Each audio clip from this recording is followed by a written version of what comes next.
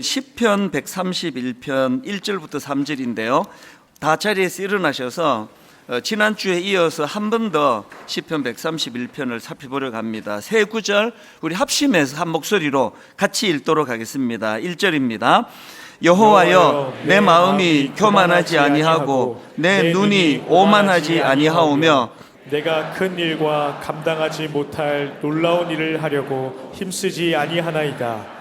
실로 내가 내 영혼으로 고요하고 평온하게 하기를 젖된 아이가 그의 어머니 품에 있음 같게 하였나니 내 영혼이 젖된 아이와 같도다. 이스라엘아, 지금부터 영원까지 여호와를 바랄지어다. 아멘. 네, 자리에 앉아주시기 바랍니다. 요즘 보면은 그 인간의 불안과 염려 또 두려움 이런 것과 관련된 책들이 참 많이 나오는 것을 볼 수가 있습니다. 최근에 나온 책 중에서 조너선 하이트 교수가 쓴 불안 세대라는 책이 있습니다. 이 책은 스마트폰 이런 것들이 이제 또 디지털이 지배하는 세상을 사는 우리 아이들이 지금 병들어가고 있다. 그 현실을 고발하는 책입니다.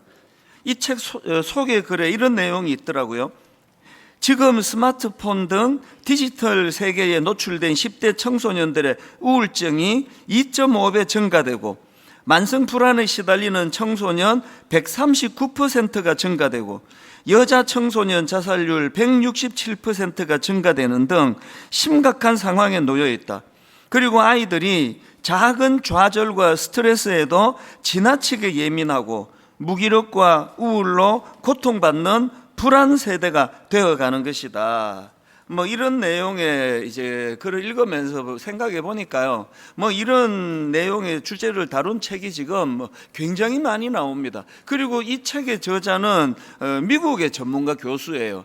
참 어떤 면에서는 우리나라만의 문제가 아니라 이게 전 세계적인 지금 이 보통 심각한 문제가 아닌 현실입니다. 그러다가 보니까 기성세대 다음 세대 할 것 없이 모두가 불안하고 두렵고 염려는 많은데 점점 뭔가에 쫓기듯이 분주하고 마음의 여유는 없어지고 이런 세상을 우리가 살아갑니다. 그러다 보니까 정서적으로 굉장히 메마르고 또 건조해져 가는 삭막해져 가는 것을 느끼는데요.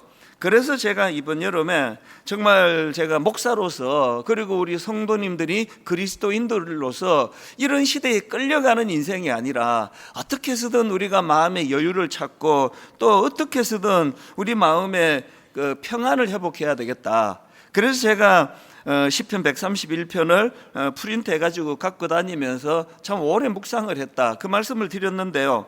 그래서 이제 지난주에 이어서 오늘은 시편 131편 2절 말씀 그 한 구절을 가지고 좀 말씀을 살펴보려고 합니다. 시편 131편 2절 말씀입니다.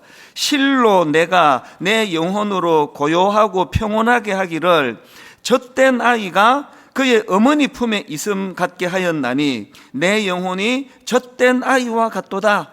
여기 보면은 이 시를 지은 저자 다윗이 엄마 품에 안겨있는 아기의 상태를 어떤 특징으로 설명하는가? 그게 바로 고요와 평온의 상태다. 그래서 우리가 하나님의 품에 이 어린 아기처럼 그렇게 의지하고 안길 때 우리 내면에 잃어버렸던 고요와 평안을 되찾을 수 있다. 이런 요지로 이 시를 다윗이 썼는데요. 우리나라 원로 탤런트 중에서 전원일기 이런 것으로 유명한 여배우 김혜자, 사실은 이분이요 예수 잘 믿는 권사님이세요.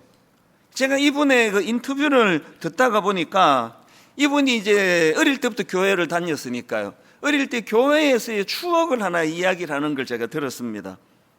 예전에 주일학교는요 거의 대부분의 교회가 마룻바닥이었습니다. 그래서 다 이제 주일학교는 신발 벗고 들어가는데요. 이거는 성경학교 같은 거 하면은 반드시 나오는 게 운동화가 돼버려요. 특히 새 운동화. 꼭 이 못된 놈들이 구멍난 고무신 신고 와가지고 새 운동화를 바꿔 신고 가버리는 겁니다. 그러니까 나와보니까 자기 새 운동화는 온데간데 없고 구멍난 고무신만 있으니까 그냥 막 우는 거죠. 이제 엄마한테 나는 맞아 죽었다 그러면서 막 계속 우니까 꼭 이제 성경학교 마치면 걔 데리고 시장에 가가지고 그리고 운동화 사서 신겨서 보내는 일들이 있었는데, 이 김혜자 권사님이 그 얘기를 하시더라고요. 이 권사님이 어릴 때 다니시던 교회도 그렇게 그 헌 고무신을 신고 와갖고는 새 운동화로 바꿔 신고 가는 그런 녀석들이 있었나 보더라고요. 그래서 이제 그 교회 청년들이 화가 난 겁니다. 이 도둑놈을 잡아야 된다. 그 어릴 때부터 이 버릇을 고쳐야 된다. 그러면서 막 이제 이런 문제로 술술거렸는데요. 그런데 그 교회에 연세가 드신 여전도사님이 계셨나 봅니다.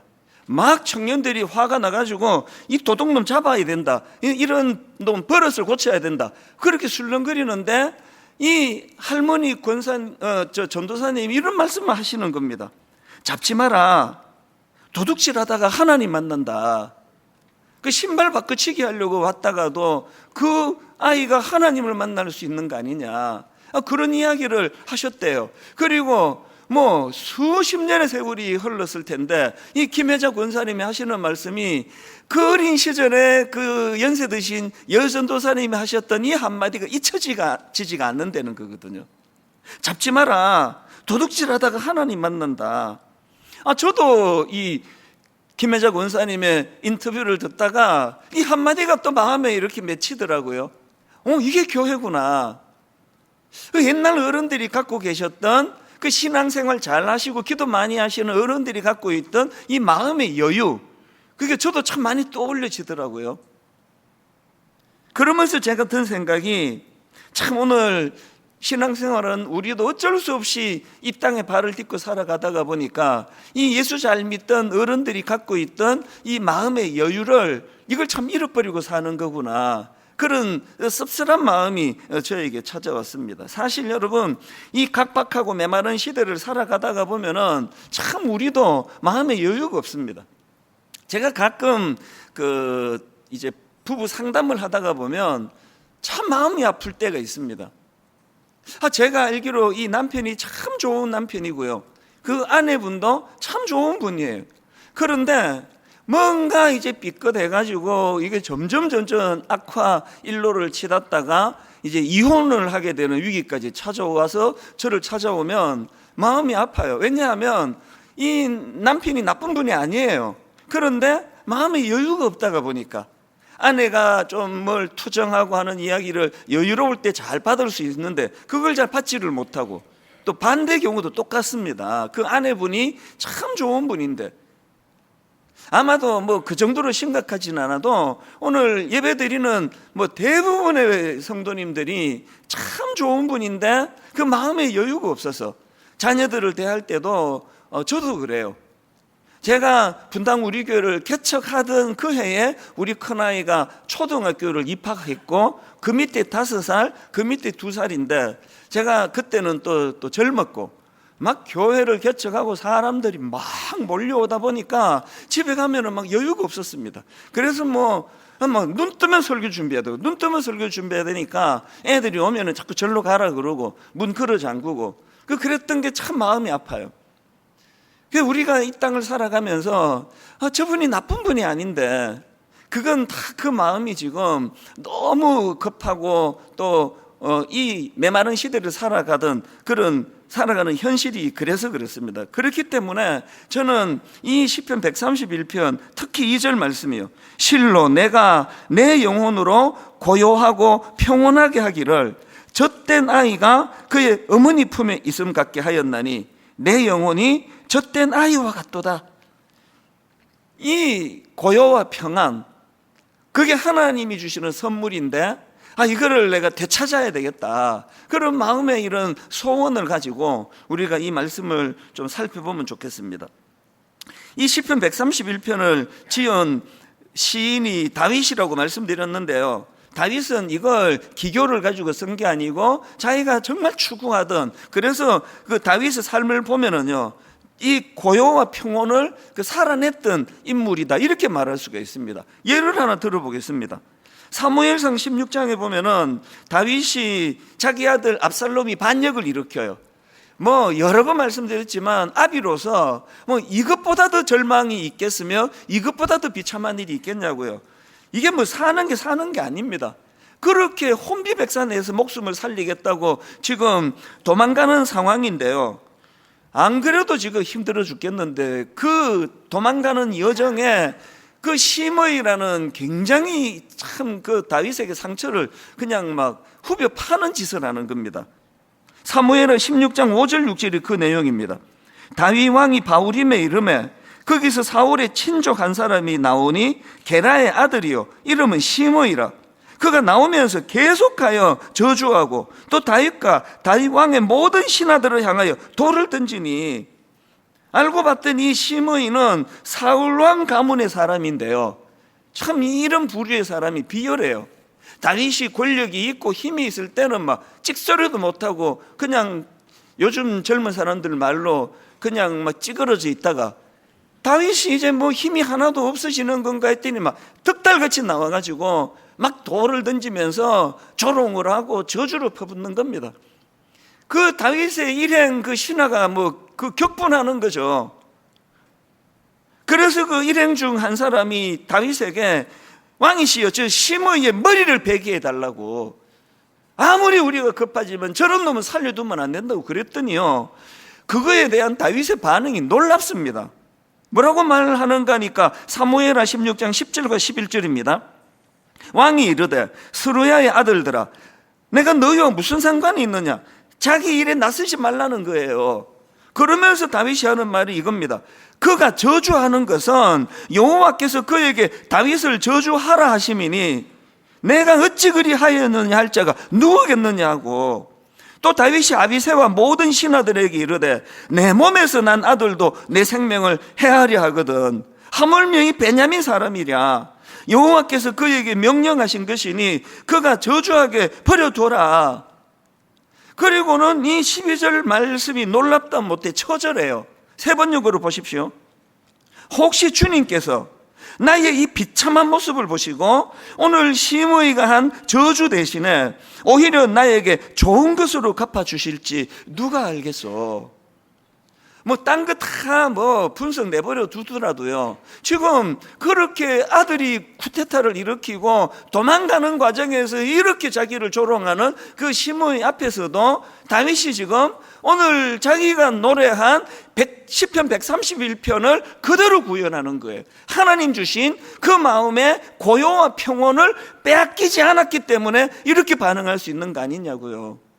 사람이 마음의 여유가 있을 때요, 뭐 아내나 남편이나 또 뭐 부모님이나 자녀나 뭐 교회에 누가 뭐라고 그렇게 상처를 주고 괴롭혀도요, 이렇게 다윗처럼 여유롭게 반응할 수 있는 거 아닙니까? 이게 참 멋지잖아요, 신앙인으로. 어떤 상황에서도 엄마 품에 안긴 아기처럼 나는 고요와 평안을 잃지 않기를 원한다. 이 다윗이 쓴 이 시가 그래서 너무나 제게는 아름답게 느껴지더라는 거거든요. 이 못된 시므이를 상대하는 다윗의 모습에서 제가 놀라는 게요, 지금 그가 마음의 고요와 평온을 잃지 않으니까요, 그렇게 자기를 집요하게 괴롭히고 저주하는 시므이 그를 상대하는데 다윗은 지금 그 시므이와 자기 사이에 누구를 개입시켰냐고요? 하나님을 개입시키잖아요. 저 못된 말 속에도 하나님의 뜻이 있을지 내가 어떻게 아느냐. 이런 사람이 상처를 받겠습니까? 이런 다윗의 모습이 사무엘상 24장에도 나옵니다. 얼마나 자기를 죽이려고 괴롭혔던 사울 왕인데요, 어느 날 엥게디의 한 동굴에서 그렇게 자기를 집요하게 괴롭히던 사울을 죽일 수 있는 기회가 온 거예요. 모든 다윗의 부하들이 이건 뭐 하나님 주신 기회다, 이제 우리 모든 이제 고난이 끝날 것이라고 막 기대하는데, 놀랍게도 다윗은 그 사울왕을 죽이지 않아요. 살려줍니다. 그리고는 사무엘상 24장 6절에서 자기가 왜 사울을 죽이지 않은 그 이유를 설명하는데 이것도 놀라워요. 사무엘상 24장 6절입니다. 자기 사람들에게 이르되 내가 손을 들어 여호와의 기름 부음을 받은 내 주를 치는 것은 여호와께서 금하시는 것이니 그는 여호와의 기름 부음을 받은 자가 됨이니라 하고, 지금 다윗이 보여주는 이 여유로움이요, 그렇게 한 10여 년을 쫓겨다니고 죽을 고생을 했던 다윗이지만, 다윗은 그 사울과 같은 일은 네 나한테 그랬니? 나도 복수할 거야, 이렇게 반응하지 않는 거예요. 저는 목회하는 제 목회 현장에서 또 가정에서, 여러분은 여러분의 직장에서, 여러분의 가정에서 하나님께 이거 구해야 돼요. 하나님, 다윗이 가지고 있는 이 여유로움을 허락해 주시기 원합니다. 그래서 제가 또 보복하고 그 사람은 또 더 크게 보복하고, 이런 악순환이 지금 이 시대, 또 정치를 보면은 저는 뭐 거의 절망이에요. 뭐 여당 야당 뭐 거의 절망이에요. 이런 관용을 가지고 정치하는 것까지는 기대를 하지 않는데요, 참 화가 나요. 모든 사람들 현수막 못 끌기 법으로 다 막아놓고 정치 구호만 허락을 하는 거 아십니까? 거기에 보면은 아침에 출근할 때 막 역겨워요. 이 시대 앞에 우리가 놀아나면 안 된다는 거거든요. 하나님, 저에게 여유를 주시기 원합니다. 그래서 때로는 남편이, 때로는 아내가 이 사람 왜 이러지? 이런 느낌이 올 때, 그때 우리의 실력이 드러날 거 아닙니까? 웃으면서 넉넉하게 품어주는 이런 꿈을 꾸자는 거예요. 그래서 여러분, 우리가 이 시편 131편을 이번 2학기 동안에 좀 묵상하고 또 외우고, 그래서 좀 암기력이 되는 분은 1, 2, 3절을 통으로 다 외우시고, 저처럼 어릴 때 연탄가스를 많이 맡아가지고 절대로 잘 안 외워지는 분은 2절만이라도 외우죠. 2절. 그래서 하나님 앞에, 하나님, 어떤 경우라도 내 영혼으로 고요하게 평온하기를, 젖대 나기가 그 엄마 품에 있음 같게, 이런 여유로움을 허락해 주시기 원합니다. 이게 이번 2학기에 우리 교회적인 이게 목표가 되기를 원합니다. 그래서 제가 이런 목표를 이루기 위하여 2가지 실천 사항을 말씀을 드리겠습니다. 이거 원하시면요, 131편 2절을 원하시면 2가지 실천해야 돼요. 하나는요, 첫째로는 하루에 단 10분만이라도 고요하고 깊은 묵상의 자리로 나아가셔야 돼요. 오늘 우리 시대는 너무 소란해요.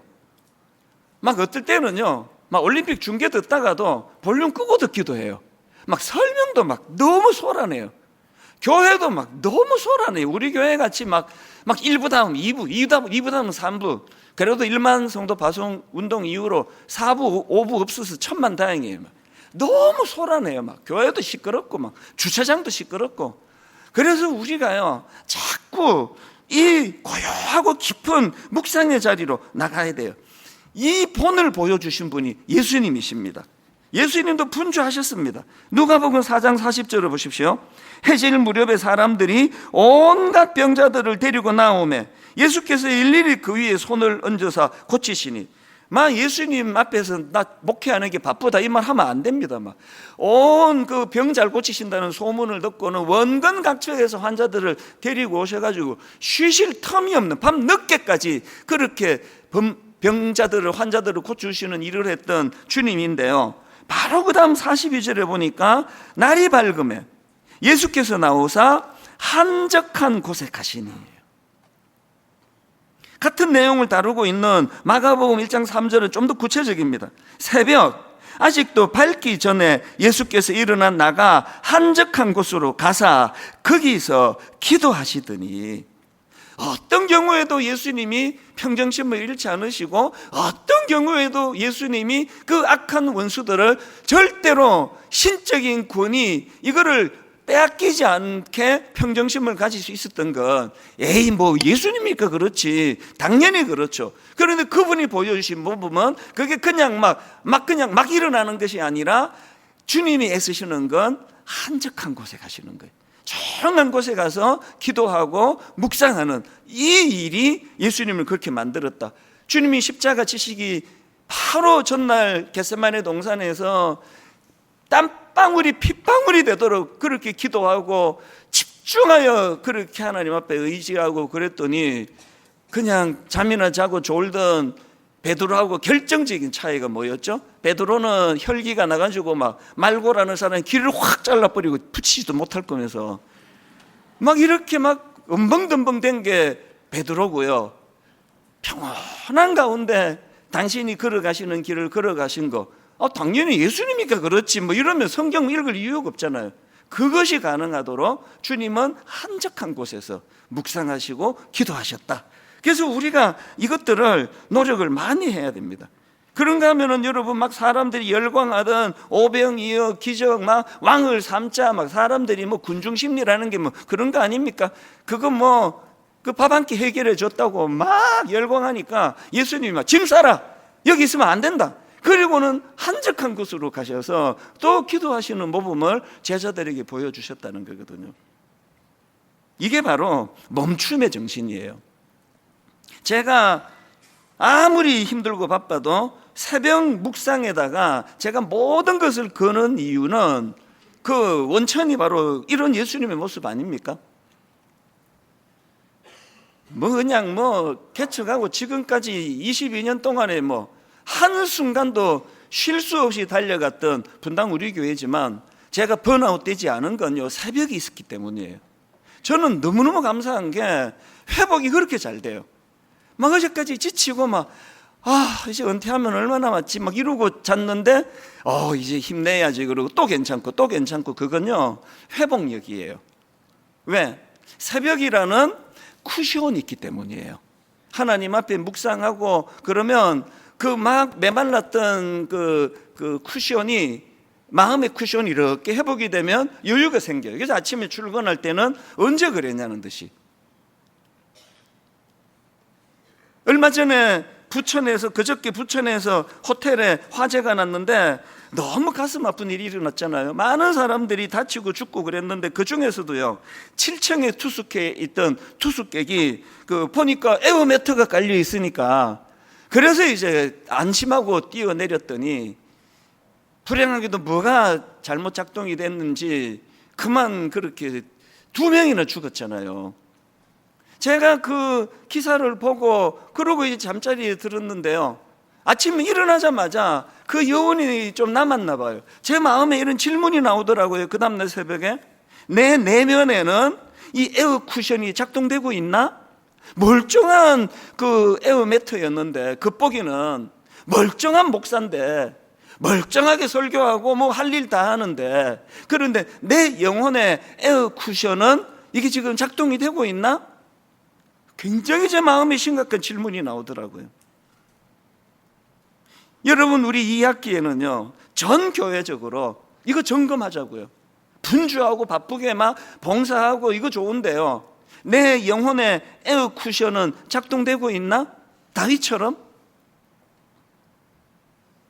사실 지난주 설교하고요 몇 사람한테나 이 질문을 받았습니다.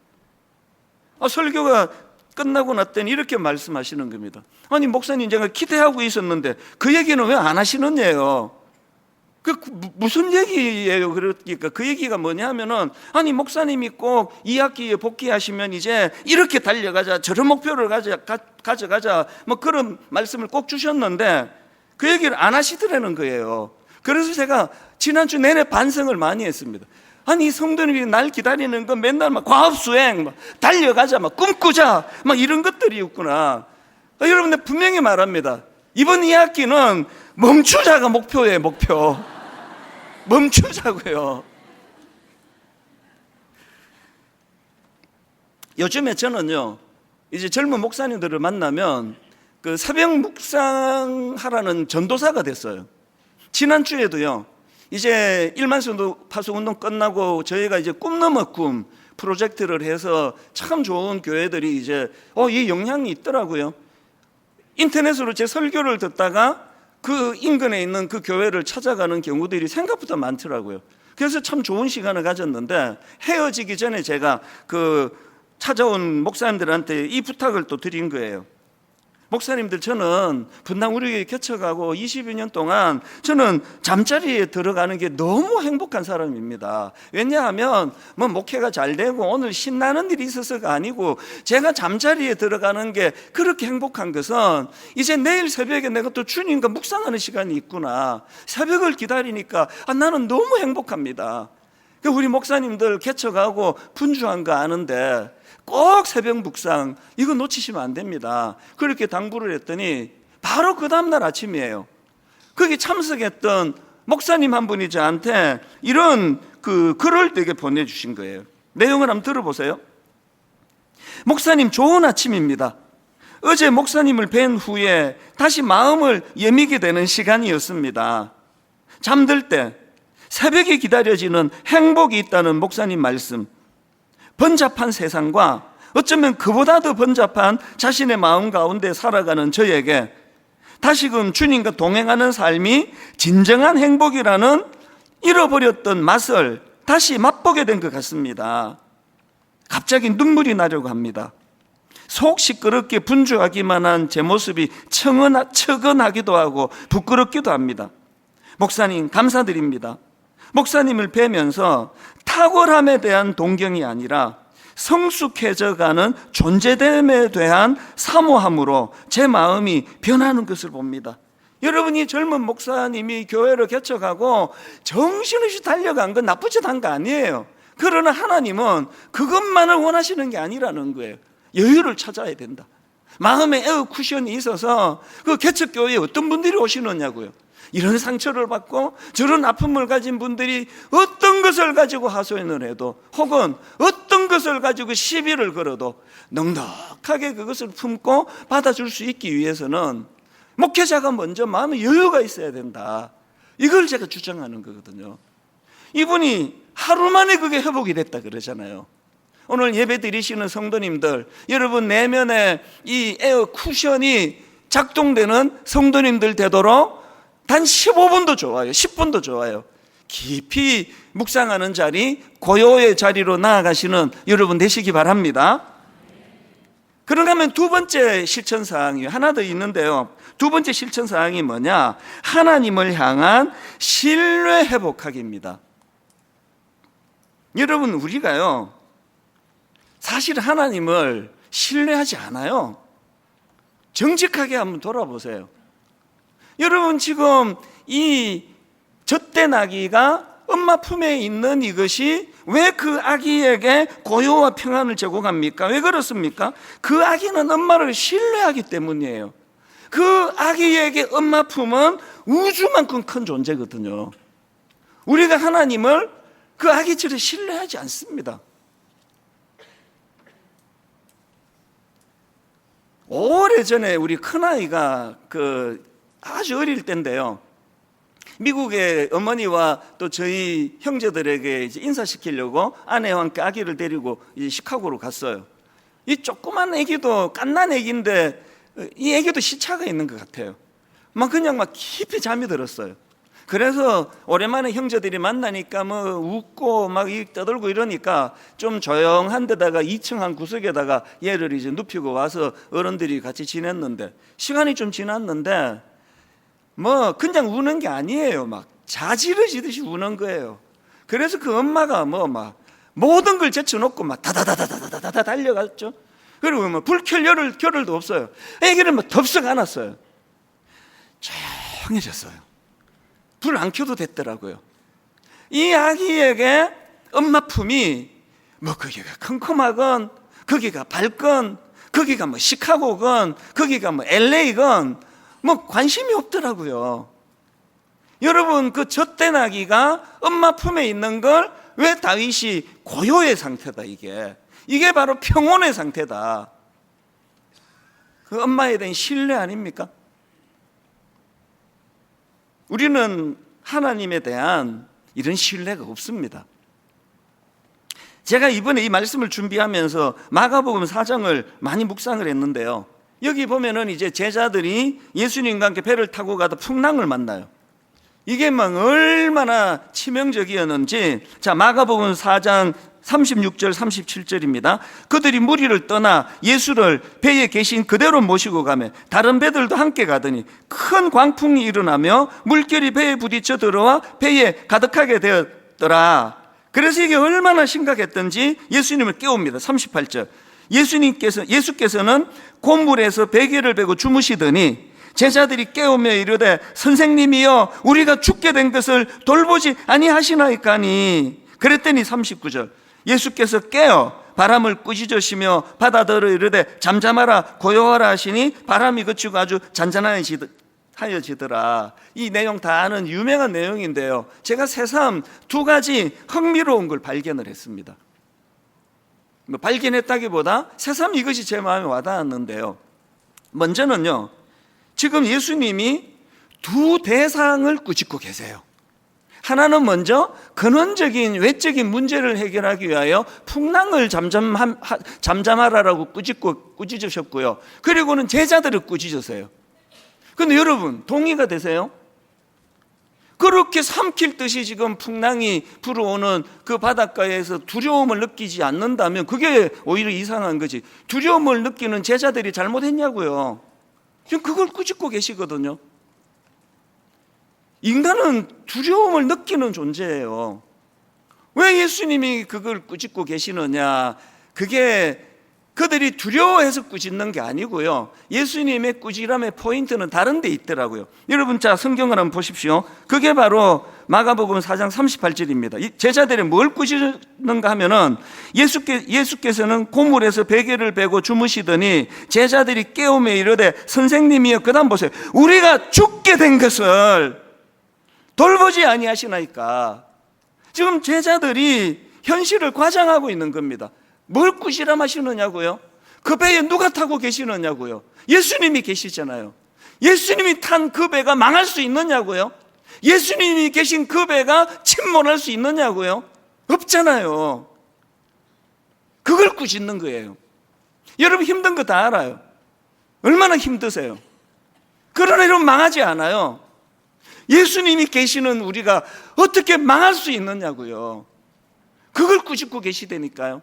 그런가 하면은요, 흥미로운 게 하나 더 있습니다. 여기 보면 제자들이 두려움에 빠지는데요, 이 제자들이 경험한 두려움이 두 종류예요. 이걸 왔다 갔다 해요.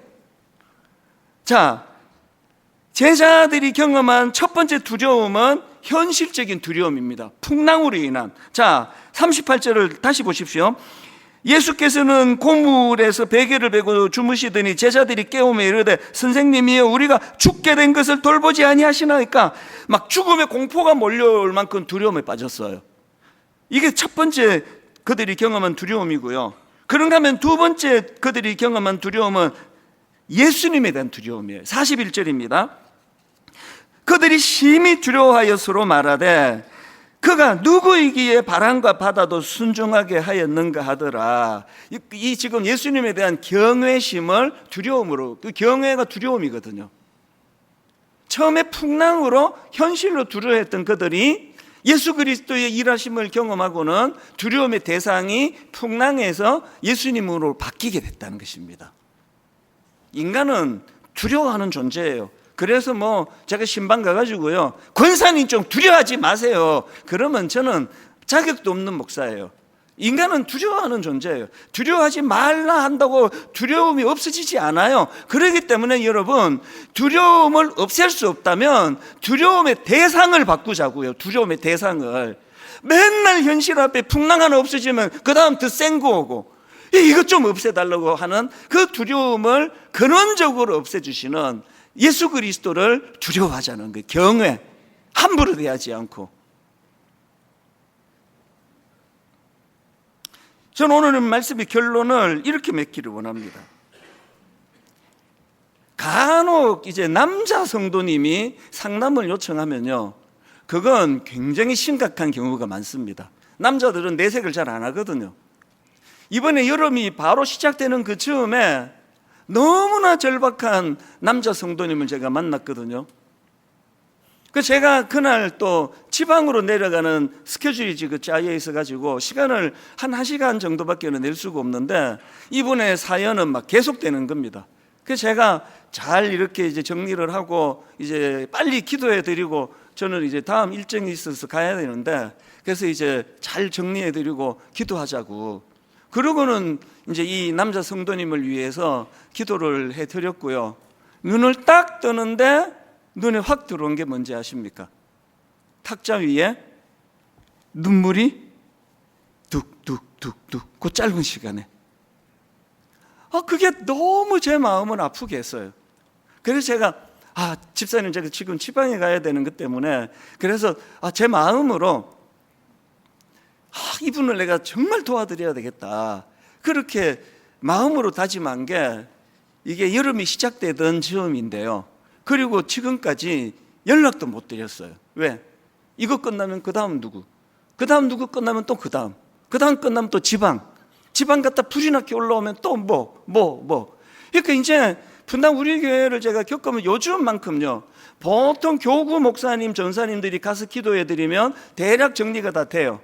이게 감당이 안 되는 분들은 아주 특별한 마음 아픈 일이 있으면 담임 목사를 찾아요. 예전에는 이렇게까지 많지 않았는데 요즘에 급증을 해요. 너무 힘드신 거 알아요. 그런데 인간을 의지하면요, 제가 그분에게 이제 여름 내내 내가 계속 만나드리겠습니다 이렇게 말로 했다면 얼마나 내가 시건할 뻔했느냐고요. 그래서 여러분이 사람을 의지하여 기도 부탁하고 찾아가는 것도 도움이 되겠지만 근원적으로는요, 여러분 우리가 하나님 앞에서 시편 3편 5절 지난주 드렸던 말씀이에요. 내가 누워 자고 깨었으니 여호와께서 나를 붙드심이라. 시편 16편 8절 내가 여호와를 항상 내 앞에 모시며 그가 나의 오른쪽에 계심으로 내가 흔들리지 아니하리로다. 주님을 의지하세요. 주님을 붙잡으셔야 돼요. 고요하고 조용한 자리로 나아가셔야 돼요. 그리고 어린 아기가 절대적으로 엄마 품을 신뢰하듯이 여러분 하나님을 더 신뢰하셔야 돼요. 그분이 계시는 한 내가 고난은 있고 아픔은 있을지 몰라도 나 망하지 않는다. 주님이 타신 그 배는 침몰하지 않는다. 이 마음의 확신을 가지고 매 설교 뒤에 부르는 찬양은 그 설교를 정리하는 그런 의미로 제가 선곡을 하는데 오늘 제가 선곡은 달라요. 실질적으로 여러분 마음의 치유를 위해서 제가 이 찬양을 골랐는데요. 찬송가 413장입니다. 내 평생에 가는 길 순탄하여 늘 잔잔한 강 같은지. 참 이런 평온한 때가 있잖아요. 그러나 인생은요, 그 다음 가사 큰 풍파로 무섭고 어렵든지 어떤 상황이든지 나의 영혼은 늘 편하다. 2절에 보니까 저 마귀는 우리를 삼키려고 입 벌리고 달려와도, 이게 우리 시대 아닙니까? 아까 서두에 말씀드렸듯이 그 어린 청소년들이 우울증이 급증을 하고 여자 청소년 나이 자살하는 애들이 급증을 하고 그 통계를 보면서 이 가사 그대로예요. 저 마귀는 우리를 삼키려고 입 벌리고 달려와도. 그런데 여러분 그 다음 가사를 보니까요, 주 예수는 우리의 대장되니 끝내 싸워서 이기리라. 뭘 위해 싸웁니까? 내 마음의 평온, 내 마음의 고요를 뺏기지 않으리라. 이거를 위하여 끝내 싸우리라예요. 오늘 우리 이 찬양 같이 부르실 때 실제적으로 오늘 예배 가운데 여러분을 만져주시고 치료해 주시고 싸매어 주시는 그 은혜를 이 시간에 이 자리에서 여러분이 경험하셔야 됩니다. 우리 같이 이 찬양 불러보겠습니다. 내 평생에 가는 길 순탄하여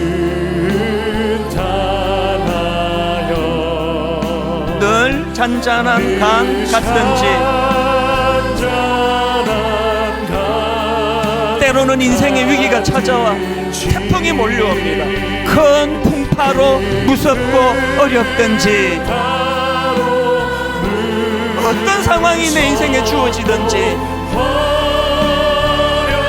우리가 할 수 있는 이 고백, 나의 영혼은 늘 편하다.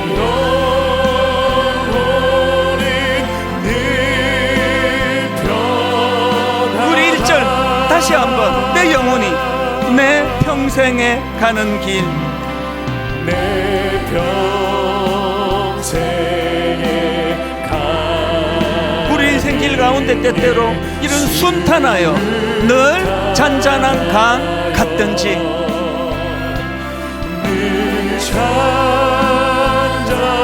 때때로 인생의 어려움이 찾아오고 인생의 위기가 몰려오는 큰 풍파로 무섭고 어렵든지,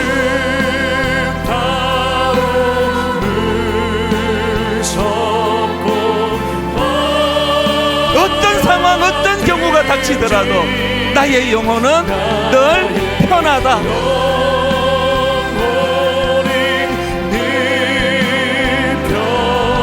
오늘 보혜사 성령님께서 우리 영혼을 평안하게 해주십니다. 내 영혼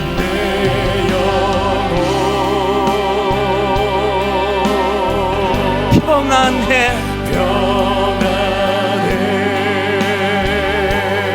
내 영혼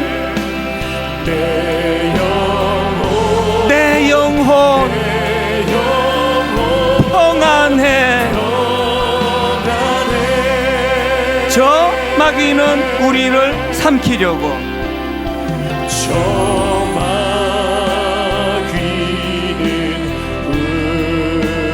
우리를 삼키려고 입 벌리고 달려와도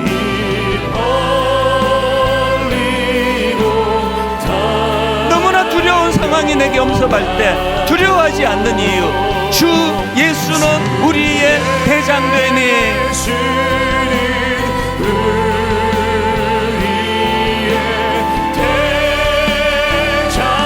끝내 싸워서 이기리라.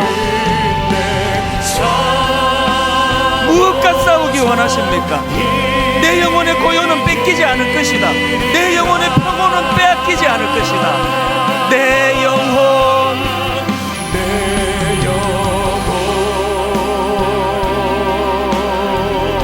평안해.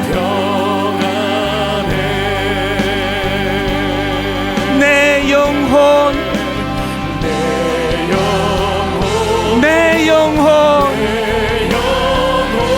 평안해. 우리를 두렵게 하는 결정적인 것, 내 지은 죄,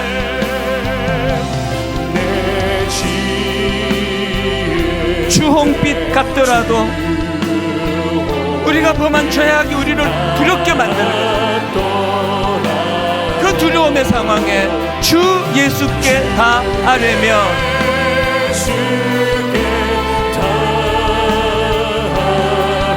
죄책감으로 찾아오는 우리 내면의 흥그러진 마음들, 주님의 십자가, 그 십자가 피로써 다 씻어서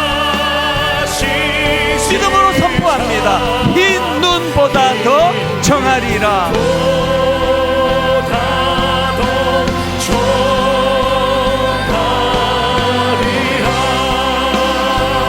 내 영혼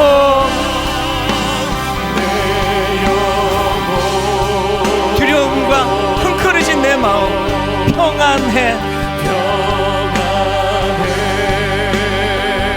치유와 회복으로 인하여 내 영혼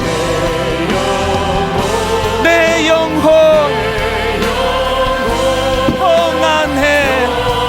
우리 다 자리에서 일어나셔서 우리 2절, 저 마귀는 우리를 삼키려고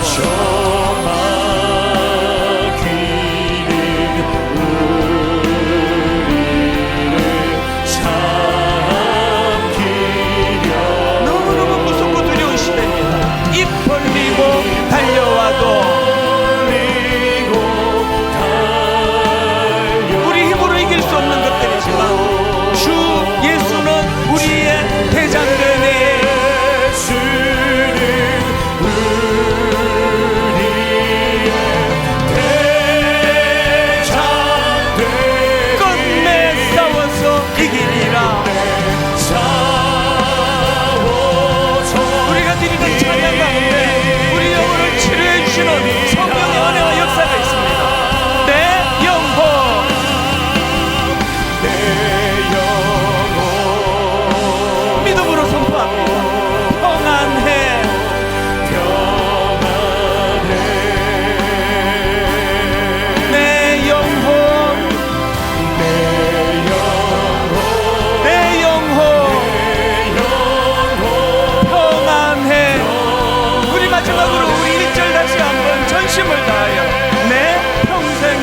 가는 길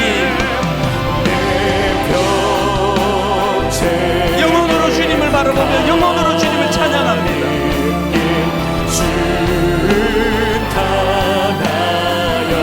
늘 잔잔한 강 같은지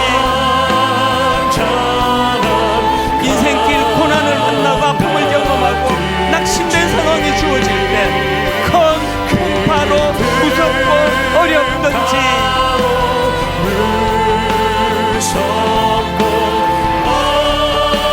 어떤 상황이 내게 주어진다 할지라도 나의 영혼은 늘 편하다.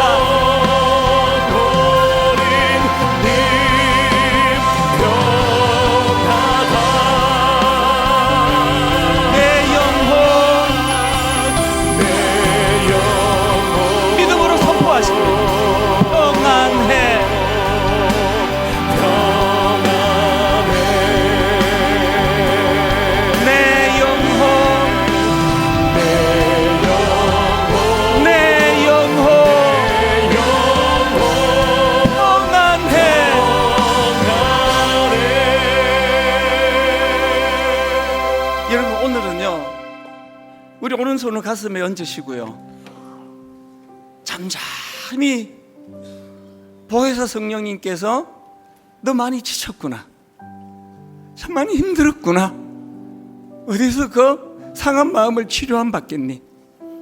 보듬어 주시는 성령님의 은혜를 이 시간 사모하셔야 됩니다. 큰 소리로 기도하지 않으셔도 우리의 아픔을 아세요.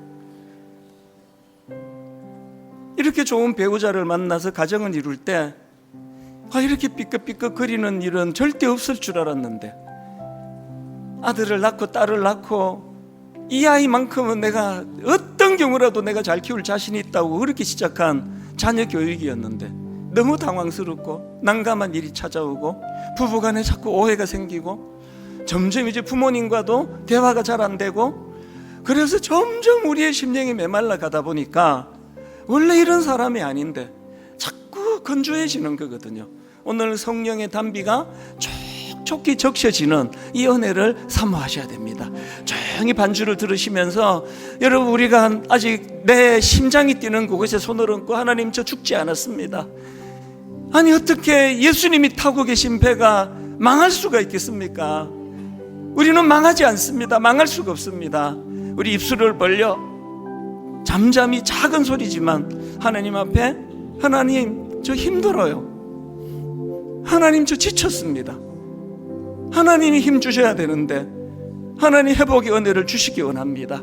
우리 입술을 벌려 성령님의 사모한 그 은혜를 사모하며 우리 합심해서 나직하게 조용하게 그러나 진지하게 하나님 앞에 은혜를 구하며 기도하는 시간을 갖겠습니다. 오 하나님 아버지, 우리 평생에 가는 길이 늘 순탄하기만 하고 우리 평생에 가는 길이 늘 잔잔한 강 같은 이런 삶을 원하는데 하나님, 때때로 원치 않는 풍랑이 찾아옵니다. 무섭고 두렵고 어려워 마음이 무너질 때가 참 많은 게 인생입니다. 오늘 하나님, 여전히 나는 살아있고 하나님 은혜를 경험하고 느끼고 있고 보혜사 되시는 성령님 내 마음을 치료해 주실 것을 우리가 소원하고 확신하며 이 시간 은혜를 구합니다. 이렇게 고백하기를 원합니다. 선포하기 원합니다. 내 영혼 평안해, 내 영혼 평안해, 내 영혼 고요와 평온으로 젖된 아기가 엄마 품에 안겨 있을 때 그 평온함, 그 고요함, 이것을 회복하기 원합니다. 하나님 은혜로 인도하여 주시옵소서. 하나님 아버지, 이 시대가 너무너무 버겁습니다. 우리를 삼키려고 달려드는 악한 세력들이 얼마나 집요하게, 얼마나 지능적으로 우리와 우리 가족과 우리 자녀들을 엄습하고 있는지 모르겠습니다. 손을 쓸 수가 없는데, 그래서 아버지 두려워 잊고 있었는데, 내가 싸우는 것이 아니라 우리의 주님이 대장 되신다는 사실, 주님이 우리를 대신하여 싸워주신다는 사실, 주님이 우리 가정의 배에, 주님이 우리 인생의 배에 타고 계시는데 어떻게 우리 인생이, 우리 가정이, 우리 자녀가 망할 수 있겠느냐는 이 사실을 우리가 입술로 선포하기를 원합니다. 그래서 하나님, 어떤 경우라도 끝내 싸워서 내 심령의 이 고요함, 내 심령의 평온은 빼앗기지 않도록 몸부림치며 싸워내겠습니다. 하나님, 오늘 예배 가운데 저들을 어루만져 주시고 싸매어 주시고 치료하여 주시고 회복시켜 주시고, 무엇보다도 하나님 다시 한번 일어나 달려갈 수 있는 용기를 허락하여 주셔서 새롭게 하나님 꿈을 꾸며 나아가도록, 그러면서 하나님 이번 주 내내 잠시 멈추며 고요한 곳에서 그렇게 묵상하고 주님을 바라는 그런 성숙한 한 주간이 되도록 인도하여 주시옵소서.